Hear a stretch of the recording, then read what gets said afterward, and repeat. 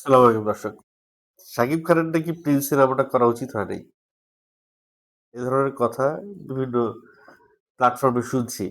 Prince সিনেমাটা কি এতই বাজে হইছে যে এই ধরনের সিনেমা তো করা উচিত হয়ই নাই, বরঞ্চ সামনে এই ধরনের পরিচালক থেকে দূরে থাকতে হবে। আসলে কি তাই? দেখেন দর্শক, একটা সিনেমা নিয়ে প্রচুর রাজনীতি হয়। একটা সিনেমা যখন আসে, আমাদের মেইন স্ট্রিম রাজনীতির কি রাজনীতি? এর চাইতে বড় পলিটিক্স চলে সিনেমার পলিটিক্সে। একটা নতুন প্রডিউসার যখন আসে, তখন তারা কিভাবে কাইট করে দিতে হবে সেই জন্যে পুরাতন প্রডিউসাররা এমন জঘন্য খেলা খেলে, সেগুলো যদি ফ্লাশ হয়, সেগুলো যদি সামনে আসে, আপনারা থুতু দিবেন সেসব প্রডিউসারদের, পুরাতন প্রডিউসারদের গালে। এই যে প্রিন্সের ডিসিপি ঝামেলা হইল, প্রিন্সের প্রথম 2 দিনের বিজনেস খাইয়ে দিল, এটা সম্পূর্ণই একটা চক্রান্ত। সম্পূর্ণই একটা চক্রান্ত। এটা নিয়ে যদি কেউ কমপ্লেন করে, যদি কেউ মামলা করে, যদি কেউ ক্ষতিপূরণ দিয়ে মামলা করে, যদি কোনো তদন্ত হয়, তাহলে অরিজিনাল সত্যটা বেরিয়ে আসবে। যাই হোক, এই বিষয়টা সবাই জানে, কে কি কারণে কোথায় কি করছে এটা সবাই জানে। দেখেন, প্রিন্সের রিভিউ দর্শক, কারো খারাপ লেগেছে, কারো খারাপ ভালো লেগেছে, যে যার মতো রিভিউ দিছে। আমি যেই হলে সিনেমাটা দেখছি, বলছে যে অ্যাভারেজ হয়েছে বা অত ভালো লাগে নাই, ঠিক আছে, এবার বলে চলে গেছে। আবার অনেকে বলছে ভালো লাগছে, মানে মিক্সড একটা ইয়ে আসছে। এখন সবাই যে গণহারে বলছে খারাপ হয়েছে তা না। 10 জন খারাপ বললে 20 জন ভালো বলছে, বা 10 জন খারাপ বললে 15 জন ভালো বলছে, আর 5 জন বলছে খুব ভালো হয়েছে, আর 5 জন বলছে খুব খারাপ হয়েছে। এই এই ধরনের একটা মিক্স রিভিউ আসছে প্রিন্সের। আমি তো বলছি ভাই, আমি আমার কাছে, আমি একজন আহ, আমি নিজেকে তো শিক্ষিতই মনে করি। আমি জানি না মানুষ কি মনে করে। আমি নিজেকে রুচিশীলই মনে করি। আমি জানি না মানুষ কি মনে করে। বাট আমার কাছে প্রিন্স ভালো লেগেছে। হ্যাঁ, আমার কাছে প্রিন্স সিনেমাটা ভালো লেগেছে। রিভিউতে আমি সেটা বলেছি। তবে প্রিন্সে অনেক ভুল ত্রুটি আছে। প্রিন্সে অনেক ভুল ত্রুটি আছে। আর ভুল ত্রুটি থাকলে ভালো লাগবে না, এই কথা কোথায় লেখা আছে? একটা সিনেমায় ভুল ত্রুটি থাকলে দর্শকের ভালো লাগবে না, এ কথা কোথায় লেখা আছে? সিনেমা যদি দর্শকদের ভালো নাই লাগতো, তাহলে ঈদের 3য় দিন আইসা সিনেমা কিভাবে হাউসফুল যায়, কিভাবে সিনেমার লাইন বাড়তে থাকে। একটা কাজ হয়েছে, সেটা হচ্ছে গিয়ে যে একটা নেগেটিভ প্রচার হয়েছে প্রিন্সের। এটাও একটা প্রচার। নেগেটিভলি প্রিন্সের একটা প্রচার হয়েছে, এটাও একটা প্রচার। যে শাহিদ খানের সিনেমা খারাপ হয়েছে, আচ্ছা যাই তো, কি খারাপ হয়েছে দেখে আসি। দেখতে গিয়া ভালোই লাগে তাদের কাছে। আমি যেই সিনেমা হলে সিনেমাটা দেখেছি, ম্যাজিক মুভি থিয়েটার, দিয়াবাড়ি, ওই সিনেমা হলের যে অপারেটর, তার সঙ্গে আমি অনেকক্ষণ কথা বলেছি সিনেমাটা শেষ হওয়ার পরে, যে ঘটনাটা কি, সিচুয়েশনটা কি। তো ওই অপারেটর বলছে, ভাই সিনেমাটা আমার কাছে ভালো লাগে নাই, সিনেমাটা আমি বুঝি নাই। আমি তারা জিজ্ঞেস করছিলাম যে তোমার জন্ম 90, 1990 দশকে নাকি তার 2000-এর পরে? ভাই 2000-এর পরে।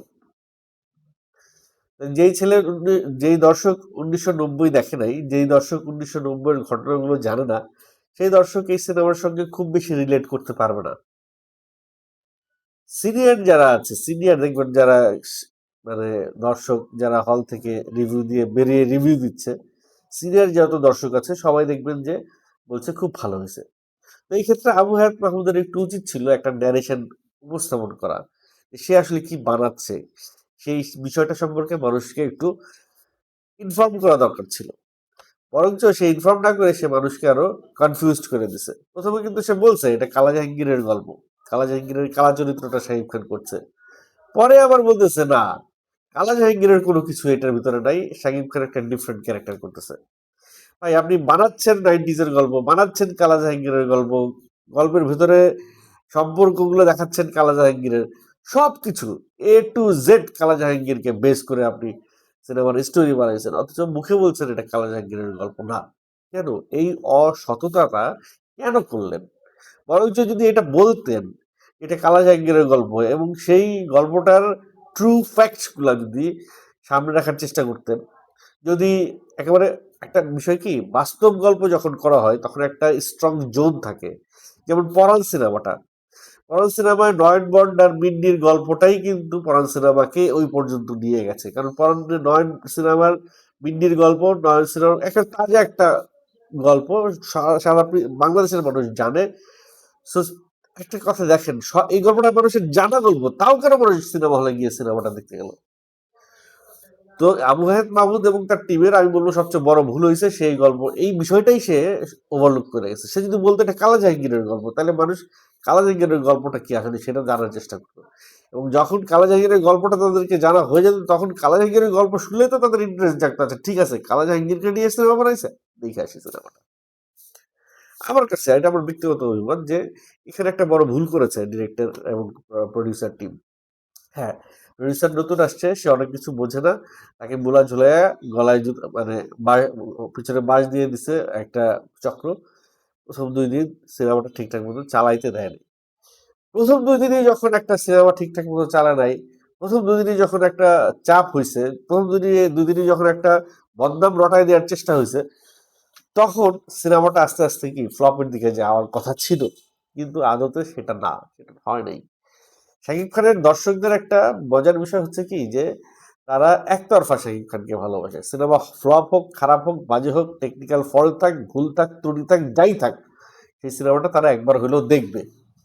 এবং যখন একবার হলেও দেখতে গেছে, যাওয়ার পরে তাদের প্রথমবার তারা যে বুঝে নাই গল্পটা, এই কারণেই বেসিক্যালি তাদের ভালো লাগে নাই।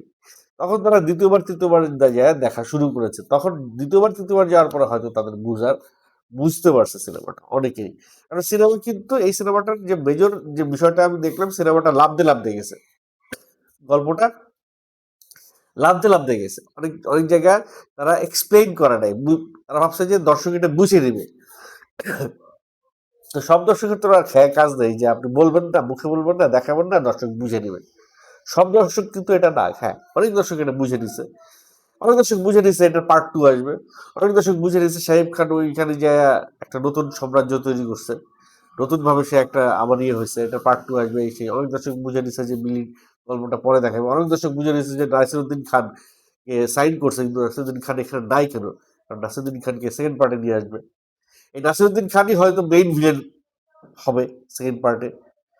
ওই যে একটা লোক বলছিল যে তাকে বাঁচায় দাও, লাস্টের দিকে বলছে তাকে, ইন্তেখাবদেরকে ফোন করে বলছে যে তারে মাইরো না, বাঁচায় দাও, এই লোকটাই হয়তো নাসিরুদ্দিন খান।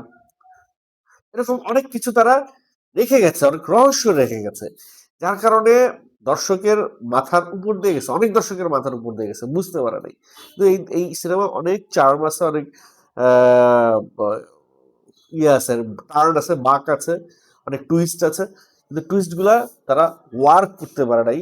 তারা টুইস্ট গুলার যে একটা হাইপ, সেই হাইপটা ক্রিয়েট করতে পারে না। কারণ একটা জিনিসের পেছনের কিছু গল্প, একটা যে কোনো একটা সিনকে যদি হাইপে তুলতে হয়, তাহলে ওই সিনের আগে পেছনের কিছু গল্প থাকতে হয়।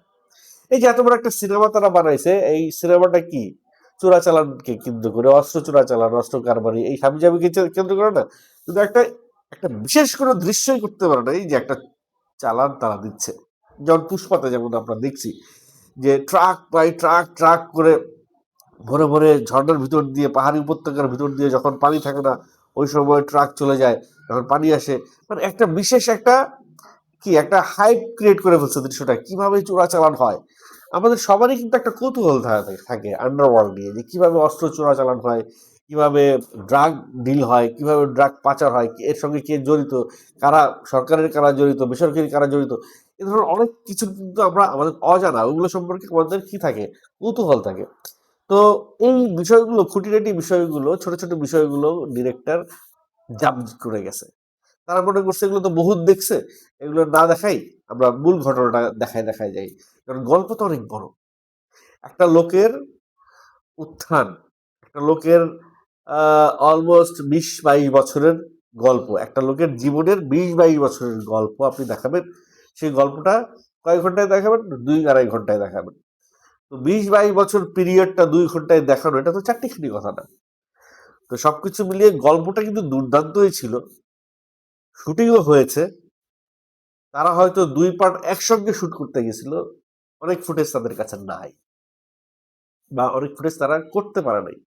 এর মধ্যে ভিসা জটিলতা, শুটিং করতে না পারা, লোকেশন জটিলতা, খরচ জটিলতা, শাকিব খানের রেমুনারেশন জটিলতা, অনেক অনেক অনেক বাধা তারা পাইছে, অনেক বাধা পাইছে। খুব স্মুথলি কিন্তু তারা কাজটা করতে পারে নাই, যদিও তারা কাজটা শুরু করছে 2 বছর আগে, সময় পাইছে অনেক বেশি, কিন্তু তারা শেষ সময়ে এসে কাজ করতে চাইছিল, যেটা তাদের জন্য সবচেয়ে শেষ সময় এসে কাজ না করার উপায় অনেক, কারণ শাকিব খানের শিডিউল ছাড়া তো তারা আর কাজ করতে পারবে না। শাকিব খান যখন শিডিউল দিচ্ছে তখন থেকে তাদের মূল কাজগুলো হয়েছে। তারা কনফিউজ ছিল হয়তো শাকিব খানের শিডিউল নিয়ে, কারণ শাকিব খান ছাড়া অনেক সিকোয়েন্স আছে যেই কাজগুলো তারা সময় নিয়ে সুন্দর করে আলাদা টাইমে করে ফেলতে পারতো। শাকিব খানের দৃশ্যগুলো খুব ভালো হয়েছে, কিন্তু শাকিব খান ছাড়া যে দৃশ্যগুলো ছিল সেই দৃশ্যগুলোতে অনেক, শাকিব খানের ইনভলভমেন্টের দৃশ্যগুলোতেও অনেক ফাঁকফোকর আছে।